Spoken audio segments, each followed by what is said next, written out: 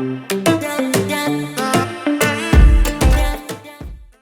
going to show you something gross. Look at that.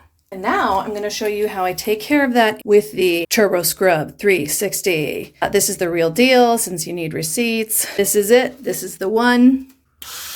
Okay, let's put its spinning power to the test on this nasty dark underside of my kid's bath mat. I can't believe it got this gross. I just never look here, to be honest.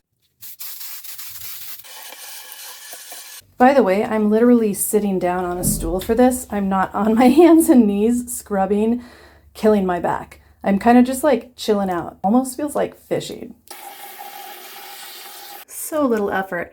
I do see a couple little spots there between the camera work I was attempting and the one-handedness. I think this is pretty darn good for 1 minute of work. Yeah,